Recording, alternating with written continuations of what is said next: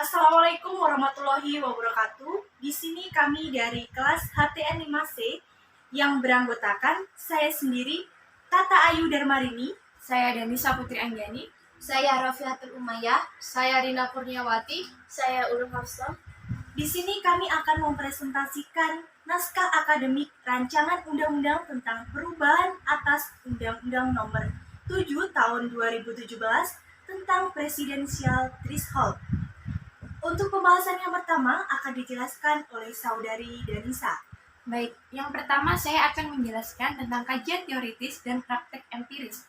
Dalam kajian teoritis terdapat 5 subbab, yaitu yang pertama adalah demokrasi. Demokrasi pada awal perkembangan dikenal sebagai demokrasi klasik yang menggambarkan demokrasi konstitusional abad ke-19 sebagai negara demokrasi berdasarkan hukum, yaitu pembatasan kekuasaan pemerintah dalam hal-hal antara lain yang pertama, supremasi aturan hukum, selanjutnya adalah kedudukan sama di depan hukum, dan yang terakhir adalah terjaminnya hak-hak manusia oleh undang-undang dan putusan pengadilan. Secara prinsipil, demokrasi adalah sistem pemerintah yang mengizinkan rakyatnya untuk mengambil bagian penting dalam proses pemerintahan. Namun bukan berarti pemilihan untuk demokrasi ini adalah satu-satunya jalan terbaik untuk menghindari upaya penyelewengan kekuasaan para penguasa. Dalam arti lain, demokrasi memiliki kelemahan dan juga kelebihan. Demokrasi adalah gagasan yang mengandaikan bahwa kekuasaan itu dari, oleh, dan untuk rakyat.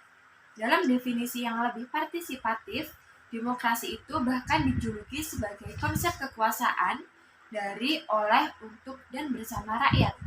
Kekuasaan itu pada pokoknya berasal dari rakyat, dan karena itu rakyatlah yang sebenarnya menentukan dan memberi arahan yang sesungguhnya menyelenggarakan kehidupan kenegaraan.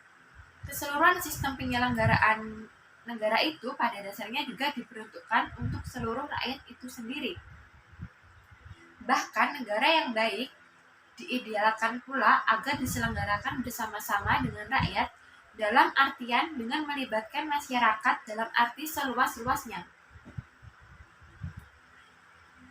Selanjutnya adalah variabel sistem pemilu. Sistem pemilu merupakan hubungan berbagai variabel untuk mengkonversi suara pemilih menjadi kursi yang akan diduduki. Dalam hal ini, Douglas W. Ray mengidentifikasi 4 variabel sistem pemilu, yaitu besaran daerah pemilihan atau district magnitude, metode pencalonan atau kandidasi, metode pemberian suara atau balloting, formula perolehan kursi dan calon terpilih atau electoral formula. Selanjutnya, jika pemilu legislatif diselenggarakan bersamaan waktunya dengan pemilu eksekutif atau concurrent election, maka cenderung berhasil menghindari terbentuknya divide government. Untuk yang ketiga adalah sistem pemerintahan. Sistem pemerintahan terdiri dari beberapa bagian yang mempunyai hubungan fungsional baik antara bagian-bagian maupun keseluruhannya, sehingga hubungan tersebut menimbulkan suatu ketergantungan antara bagian-bagian yang jika salah satu bagian tidak bekerja dengan baik, maka akan mempengaruhi keseluruhannya. Pemerintah dalam arti luas merupakan segala urusan yang dilakukan oleh negara dalam menyelenggarakan kesejahteraan rakyatnya dan kepentingan negara sendiri. Jika tidak diartikan sebagai pemerintahan yang menjalankan tugas eksekutif saja, melainkan juga meliputi tugas-tugas lainnya termasuk legislatif dan yudikatif. Oleh sebab itu, membicarakan sistem pemerintahan merupakan bagaimana kekuasaan serta hubungan antara lembaga-lembaga negara yang menjalankan kekuasaan negara itu dalam rangka menjalankan kepentingan rakyat. Selanjutnya yang keempat adalah sistem pemilu legislatif. Di dalam pemilihan umum legislatif, variabel besaran daerah pemilihan yang dikombinasikan dengan variabel formula perolehan kursi membedakan 3 kelompok besar pemilu. Yang pertama yaitu sistem pemilu mayoritarian, di mana besaran daerah pemilihan adalah tunggal atau 1 kursi dan formula perolehan kursinya memakai metode mayoritas. Kedua, sistem pemilu proporsional di mana besaran daerah pemilihan jamak atau 2 atau lebih kursi dan formula pemilihan kursinya memakai metode proporsional. Ketiga, sistem pemilu campuran yang mengkombinasikan unsur-unsur pemilu mayoritarian dan sistem pemilu proporsional. Yang terakhir adalah sistem pemilu presiden dan wakil presiden.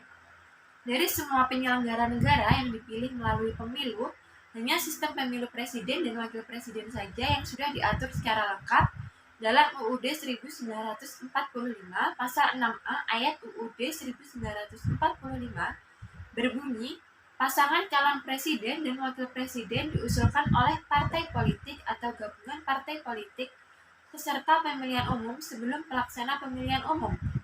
Ketentuan ini menunjukkan 3 hal. Ketiga, pengajuan pasangan calon presiden dan wakil presiden dilakukan sebelum pelaksanaan pemilihan umum anggota DPR dan DPD, pemilihan umum pasangan calon presiden dan calon wakil presiden. Berdasarkan ketentuan pasal 9 UU nomor 42 tahun 2004, hanya partai politik peserta pemilu yang memiliki kursi sekurang-kurangnya 20% dan jumlah kursi DPR atau memperoleh sekurang-kurangnya 25% dari jumlah suara sah nasional dalam pemilu anggota DPR yang dapat mengusulkan pasangan calon presiden dan wakil presiden menjelang pemilu 2004. UU nomor 42 tahun 2008 tidak dapat mengubah karena tidak tercapai kesepakatan antara sejumlah fraksi besar dan dengan fraksi kecil. Berikut yang dapat saya sampaikan selanjutnya akan dijelaskan oleh Kak Tata. Baik, selanjutnya saya sendiri, Tata Ayu Darmarini, akan menjelaskan kajian terhadap asas penyusunan norma. Yang pertama, asas-asas dalam pelaksanaan pemilu. Konstitusi Indonesia mengatur tentang pemilihan umum pemilu dalam Undang-Undang Dasar 1945 Pasal 22E ayat 1. Untuk menjamin hak rakyat Indonesia dalam memilih pemimpin dan wakil sesuai dengan pilihan mereka. Dalam pasal tersebut dijelaskan bahwa pemilihan umum pemilu dilaksanakan secara langsung, umum, bebas, rahasia, jujur, dan adil, atau bisa disebut dengan berjudil setiap 5 tahun sekali. Asas langsung, umum, bebas, dan rahasia diterapkan pada saat pemberian suara atau pemungutan suara. Sedangkan asas jujur dan adil diterapkan pada saat penghitungan suara. Adapun pengertian dari asas-asas tersebut adalah sebagai berikut. Yang pertama, asas langsung, yaitu asas langsung memberikan berarti rakyat sebagai seorang pemilih mempunyai hak untuk memberikan suaranya secara langsung tanpa perantara dan sesuai dengan hati nuraninya. Yang kedua, asas umum. Asas umum berarti seluruh warga negara yang telah memenuhi persyaratan sesuai dengan undang-undang berusia 17 atau 21 tahun dan sudah menikah. Berhak mengikuti pemilu tanpa ada pengecualian diskriminasi berdasarkan suku, ras, agama, golongan, jenis kelamin atau gender, dan status sosial. Yang ketiga, asas bebas. Asas bebas berarti rakyat sebagai pemilih memiliki hak untuk memilih bebas sesuai pilihan mereka tanpa adanya tekanan dan paksaan dari siapapun atau dengan apapun. Dalam melaksanakan haknya, setiap warga negara telah dijamin keamanannya sehingga dapat memilih sesuai dengan hati dan kepentingannya. Yang keempat, asas rahasia. Asas rahasia rakyat sebagai pemilih telah dijamin keamanannya dan tidak ada seseorang yang dapat mengetahui pilihannya dengan cara atau jalan apapun. Rakyat memberikan suaranya melalui surat suara dan tidak dapat diketahui oleh orang lain. Yang kelima, asas jujur.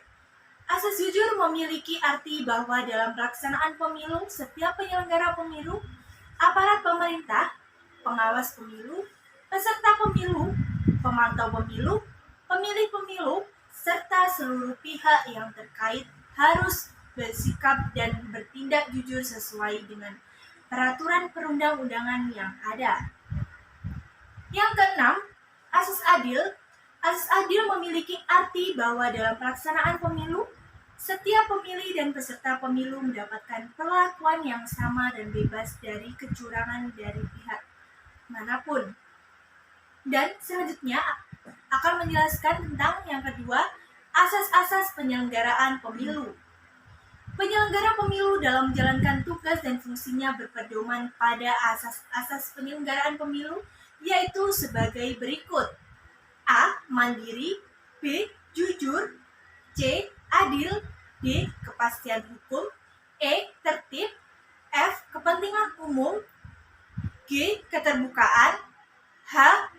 Proporsionalitas. I. Profesionalitas. J. Akuntabilitas. K. Efisien. Dan yang terakhir, efektivitas. Baik, itu tadi penjelasan saya mengenai kajian terhadap asas penyusunan norma. Selanjutnya akan dijelaskan oleh Saudari Via untuk pembahasan selanjutnya.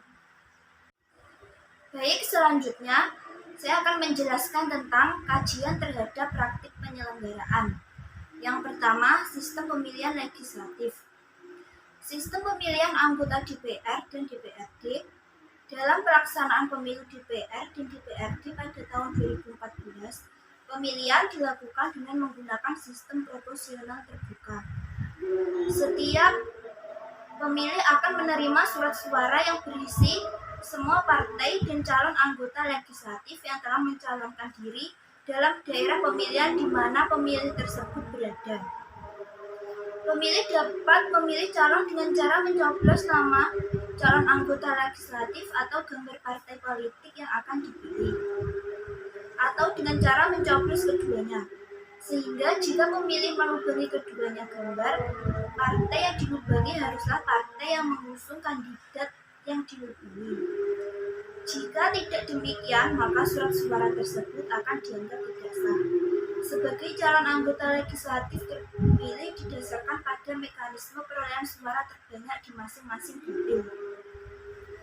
Pada evaluasi dari Sekretariat Bersama Pemilu, sistem pemilihan umum proporsional terbuka yang digunakan untuk memilih anggota DPR dan DPRD tahun 2014 teridentifikasi memiliki 5 kelemahan, yaitu yang pertama, pada prosedur dan mekanisme konversi suara rakyat menjadi kursi legislatif terlalu kompleks sehingga dapat membingungkan pemilih. Yang kedua, pada proses rekapitulasi hasil perhitungan pemilihan suara terlalu panjang. Rekapitulasi dilakukan pada 3 tingkat, yaitu PPS, PPK, dan KPU Kabupaten atau Kota. Sedangkan untuk DPR Kabupaten atau Kota, 4 tingkat, yaitu PPS, PPK, KPU Kabupaten atau Kota, dan KPU Provinsi.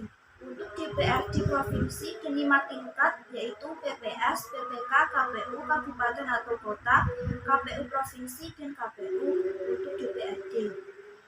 Yang ketiga, sistem pemilihan suara umum proporsional terbuka dapat memudahkan bagi calon anggota pemilih ataupun petugas yang terlibat pemungutan dan perhitungan suara. KPPS, PPS, dan PPK terlibat dalam transaksi jual beli suara.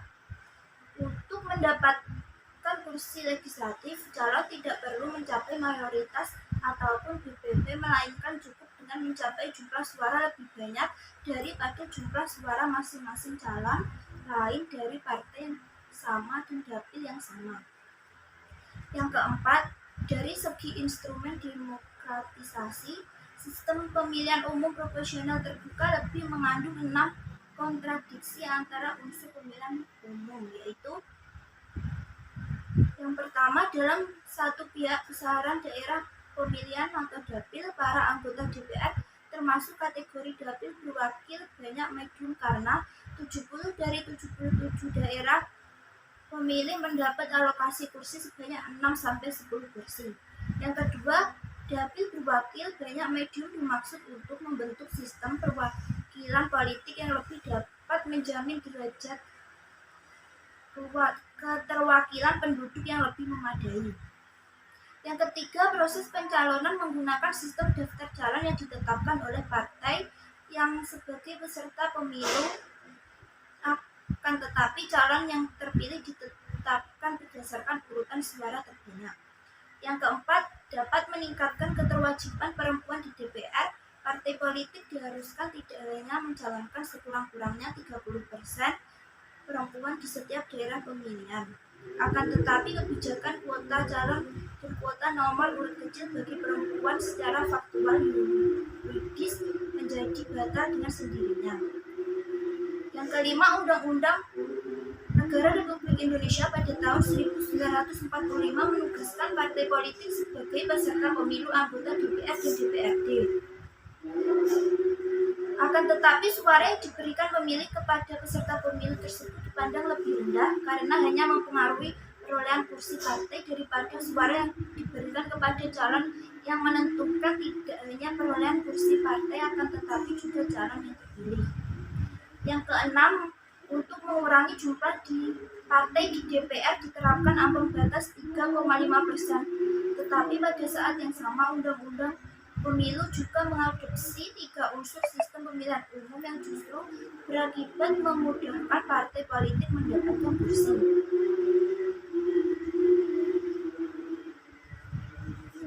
Kelemahan yang terdapat di dalam sistem pemilihan umum proporsional terbuka menyebabkan demokrasi di Indonesia belum terkonsolidasi. Namun selain melihat kelemahan pada sistem pemilihan umum proporsional terbuka yang terjadi, pemilu pada tahun 2009 dan tahun 2014 patut untuk melihat kelebihan yang didapatkan dengan diterapkan sistem tersebut, yaitu yang pertama dapat meningkatkan keterkaitan hubungan antara caleg dengan pemilih. Yang kedua, pada proses rekrutmen calon internal partai politik masih bersifat tertutup sehingga dengan menggunakan sistem proporsional terbuka pemilih dapat memutus oligarki partai tersebut.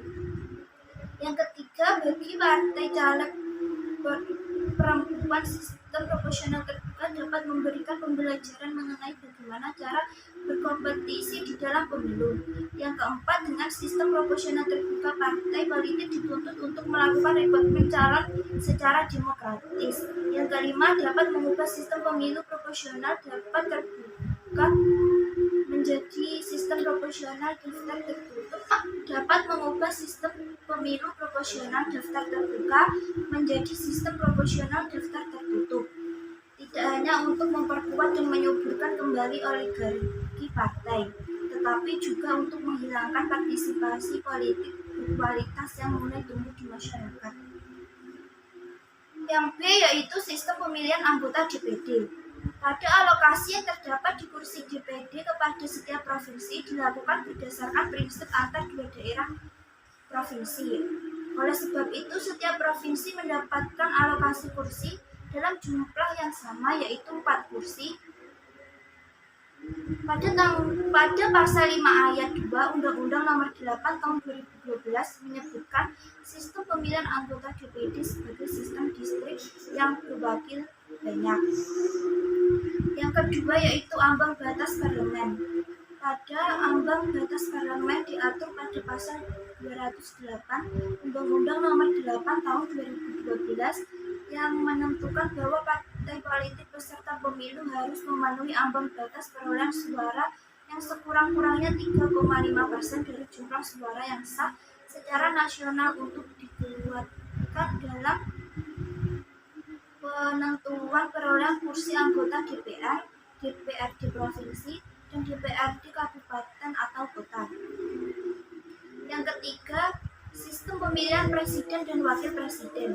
Pada sistem pemilihan umum presiden dan wakil presiden telah diatur dalam Undang-Undang Negara Republik Indonesia tahun 1945, yaitu dalam pasal 6A yang berbunyi, pasangan calon presiden dan wakil presiden diusulkan oleh partai politik atau gabungan partai politik peserta pemilihan umum sebelum pelaksanaan pemilihan umum. Yang keempat yaitu metode konversi suara ke kursi. Dalam sistem pemilu proporsional diperkenalkan 2 metode perhitungan suara, yaitu kuot dan divisor. Pada metode perhitungan kuota di 2 teknik penghitungan suara, yakni kuota Herd dan kuota drop. Berikut cara menentukan metode konversi suara kuota Herd. menentukan harga satu kursi dalam satu daerah pemilihan dengan menggunakan rumus vote dan seat. Yang kedua, menghitung jumlah perolehan kursi masing-masing partai politik dalam satu daerah pemilihan. Metode konversi suara drop untuk menentukan harga satu kursi dalam satu dapil harus menjumlahkan alokasi kursi dalam satu dapil ditambah 1 sehingga rumus perhitungannya menjadi V bagi dalam kurung S tambah 1. Yang kelima, metode pemungutan suara. Pada pemilu tahun 2014, cara pemberian suara yang sah cukup banyak. Pada pasal 178 ayat 1 huruf B Undang-Undang Nomor 8 Tahun 2012 yang berbunyi suara untuk pemilihan anggota DPR, DPRD provinsi dan DPRD kabupaten atau kota dinyatakan sah apabila tanda capres pada nomor atau tanda gambar partai politik dan atau nama calon anggota DPR, DPRD provinsi dan DPRD kabupaten atau kota berada pada kolom yang disediakan. Yang keenam, lembaga penyelenggaraan pemilu yaitu Komisi Pemilihan Umum. Tugas dan wewenang KPU yang harus dikerjakan baik secara individu maupun bersama-sama sangatlah besar. Tugas KPU ini terdapat beberapa permasalahan, yaitu yang pertama, dalam undang-undang belum ada penegasan mengenai pembagian tugas dan kewenangan antara KPU provinsi dan KPU kabupaten atau kota. Yang kedua, masa jabatan anggota KPU provinsi, KPU kabupaten atau kota pada Undang-Undang Penyelenggaraan Pemilu tidak terancam pada pemilu tahun 2014. Yang ketiga, pembagian tugas dan wewenang KPU dengan Sekretariat Jenderal KPU seperti dalam Undang-Undang masih kurang tepat. Yang B, Badan Pengawasan Pemilu.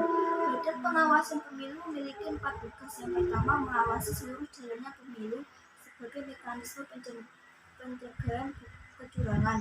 Yang kedua, menerima dan mempelajari laporan tentang perkiraan pelanggaran ketentuan administrasi pemilu atau KAP dan perkiraan pelanggaran ketentuan pidana atau KPP.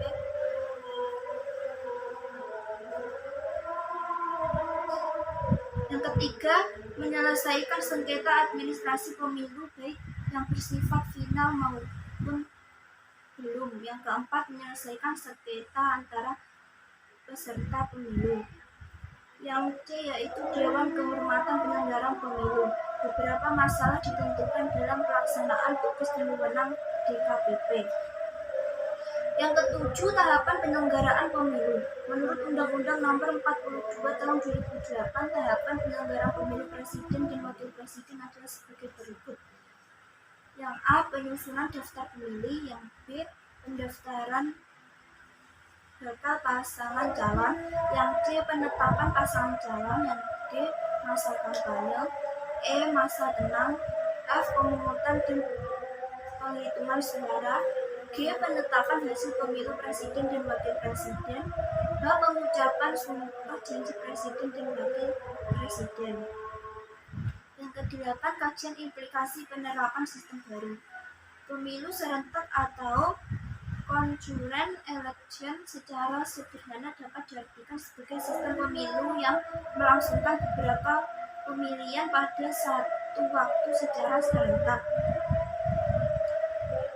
Berikut penjelasan dari saya, selanjutnya dilanjutkan oleh Rina. Selanjutnya saya akan menjelaskan tentang analisa dan evaluasi peraturan perundang-undangan terkait. Yang pertama adalah Undang-Undang Nomor 2 Tahun 2011 tentang perubahan atas Undang-Undang Nomor 2 Tahun 2008 tentang partai politik.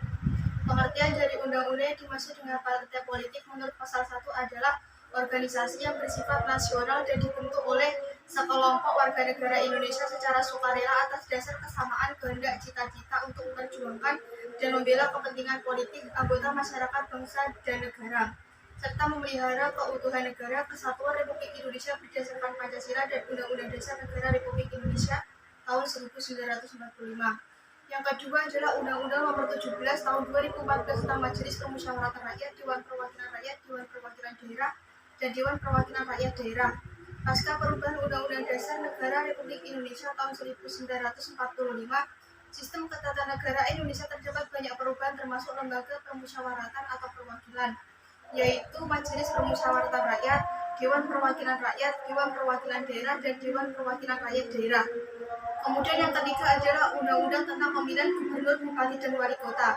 Di dalam pemilihan Gubernur, Bupati, dan Wali Kota terdapat 3 undang-undang. Yang pertama adalah Undang-Undang Nomor 1 Tahun 2015, yang kedua Undang-Undang Nomor 8 Tahun 2015, dan yang ketiga adalah Undang-Undang Nomor 1 Tahun 2016. Kemudian yang keempat adalah Undang-Undang Nomor 23 Tahun 2014 tentang Pemerintahan Daerah. Undang-Undang Nomor 23 Tahun 2014 ini mengatur bahwa penyelenggaraan pemerintahan daerah dilaksanakan oleh DPRD dan Kepala Daerah. DPRD dan Kepala Daerah yang berkedudukan sebagai unsur penyelenggaraan pemerintah daerah dan diberi mandat rakyat untuk melaksanakan urusan pemerintah yang diserahkan kepada daerah. Kemudian yang kelima adalah Undang-Undang Nomor 24 Tahun 2003 tentang Mahkamah Konstitusi. Berdasarkan pasal 24C ayat 1 dan ayat 2 Undang-Undang Dasar Negara Republik Indonesia tahun 1945, Mahkamah Konstitusi berwenang untuk A. Menguji Undang-Undang Dasar Negara Republik Indonesia tahun 1945, B. Memutus sengketa kewenangan lembaga negara yang kewenangannya diberikan oleh Undang-Undang Dasar, C. Memutus pembubaran partai politik, D. Memutus perselisihan hasil pemilihan umum, dan memberikan putusan atas pendapat DPR bahwa Presiden dan atau Wakil Presiden diduga telah melakukan pelanggaran hukum berupa pengkhianatan. Kemudian yang keenam adalah Undang-Undang Nomor 9 Tahun 2004 tentang perubahan atas Undang-Undang Nomor 5 Tahun 1986 tentang peradilan tata usaha. Perubahan atas Undang-Undang Nomor 5 Tahun 1986 tentang peradilan tata usaha negara telah meletakkan dasar kebijakan bahwa segala urusan mengenai peradilan umum, kekuasaan kehakiman merupakan kekuasaan yang merdeka yang dilakukan oleh sebuah Mahkamah Agung dan badan peradilan di bawahnya. Kemudian yang ketujuh adalah Undang-Undang Nomor 2 Tahun 2002 tentang Kepolisian. Undang-Undang Nomor 2 Tahun 2002 tentang Kepolisian pasal 28 mencantumkan bahwa A. Kepolisian Negara Republik Indonesia bersikap netral dalam kehidupan politik dan tidak melibatkan diri pada kegiatan politik praktis. B. Anggota Kepolisian Negara Republik Indonesia tidak menggunakan hak memilih dan dipilih. C. Anggota Kepolisian Negara Republik Indonesia dapat menduduki jabatan di luar kepolisian setelah mengundurkan diri atau pensiun dari dinas kepolisian. Kemudian yang 8 adalah Undang-Undang Nomor 34 Tahun 2004 tentang Tentara Nasional Indonesia.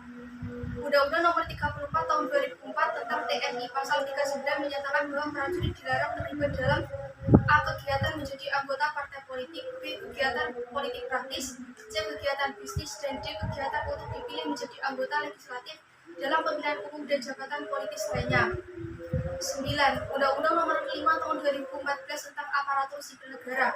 Undang-Undang Nomor 5 Tahun 2014 menyatakan bahwa aparatur sipil negara ASN harus netral dari politik praktis. Ketentuan ini terdapat dalam pasal 1 ayat 5 yang menyebutkan bahwa manajemen ASN adalah pengelolaan ASN untuk menghasilkan pegawai yang profesional, memiliki nilai dasar etika profesi, bebas dari intervensi politik, bersih dari praktis korupsi, kolusi, dan nepotisme. 10. Kitab Undang-Undang Hukum Pidana. Tindak pidana dalam pemilu diterangkan dalam bab 5 buku 2 KUHP, yaitu pasal 148, pasal 149, pasal 150, pasal 151, dan pasal 152. Kemudian yang 11 atau yang terakhir adalah Undang-Undang Nomor 39 Tahun 1999 tentang hak asasi manusia. Hak turut dalam pemerintahan yang terdapat dalam pasal 53. Yang pertama adalah setiap warga negara berhak untuk dipilih dan memilih dalam pemilihan umum berdasarkan persamaan hak melalui pemungutan suara yang langsung, umum, bebas, rahasia, jujur, dan adil sesuai dengan ketentuan peraturan perundang-undangan. Kedua, setiap warga negara berhak turut serta dalam pemerintah dengan langsung atau dengan perantara wakil yang dipilihnya dengan bebas menurut cara yang ditentukan dalam peraturan perundang-undangan. Yang ketiga, setiap warga negara dapat diangkat dalam setiap jabatan pemerintahan. Berdasarkan ketentuan-ketentuan di atas menunjukkan bahwa ada jaminan yuridis yang melekat bagi setiap warga negara untuk melaksanakan hak untuk memilih dan dipilih. Pemilihan umum sebagai sarana demokrasi yang menjadikan kedaulatan rakyat merupakan sumber kehidupan bernegara. Demikian penjelasan dari saya, selanjutnya akan dijelaskan oleh Kak Ulul. Selanjutnya yaitu pembahasan keempat, yakni landasan filosofis, sosiologis, dan yuridis. Yang pertama, landasan filosofis. Dalam pembentukan peraturan perundang-undangan, proses terwujudnya nilai-nilai yang terkandung cita hukum ke dalam norma hukum tergantung pada tingkat kesadaran dan penghayatan akan nilai-nilai tersebut oleh para pembentuk peraturan perundang-undangan. Tiadanya kesadaran akan nilai-nilai tersebut dapat terjadi kesenjangan antara cita hukum dan norma hukum yang dibuat. Di dalam Pancasila tidak ada kata demokrasi tetapi cita kerakyatan, cita permusyawaratan, dan cita hikmat kebijaksanaan sangat jelas menunjukkan nilai pokok demokrasi yang dikehendaki para pendiri republik, dan juga tidak mengandung kata demokrasi dalam naskah asli UUD 1945. Namun penggunaan kata kedaulatan rakyat pada pasal 1 UUD 1945 mempertegas pilihan para pendiri republik untuk menempuh jalur demokrasi. Maka dari itu, karena kedaulatan rakyat tidak akan terwujud tanpa lembaga perwakilan rakyat, maka lembaga perwakilan rakyat ditata sedemikian rupa supaya mampu mencerminkan kemajemukan masyarakat dan menyuarakan aspirasi rakyat. Yang kedua, landasan sosiologis. Dasar berlaku secara empiris atau sosiologis maksudnya adalah jika para warga masyarakat mematuhi hukum di mana hukum itu diberlakukan. Keberlakuan sosiologis dapat dilihat melalui sarana penelitian empiris tentang perilaku masyarakat. Jika dari penelitian tersebut tampak bahwa masyarakat berperilaku dengan mengacu kepada keseluruhan kaidah hukum, maka terdapat keberlakuan empiris kaidah hukum. Dengan demikian, norma hukum mencerminkan kenyataan yang hidup dalam masyarakat. Yang ketiga, landasan yuridis. Keberlakuan yuridis atau normatif suatu peraturan atau kaidah jika kaidah itu merupakan bagian dari suatu kaidah hukum tertentu yang di dalam kaidah-kaidah hukum saling menunjuk yang satu terhadap yang lain. Sistem kaidah hukum yang sedemikian itu terdiri atas suatu keseluruhan hierarki kaidah hukum khusus yang bertumpu pada kaidah hukum umum. Di dalamnya kaidah khusus yang lebih rendah derivasi dari kaidah hukum yang lebih tinggi.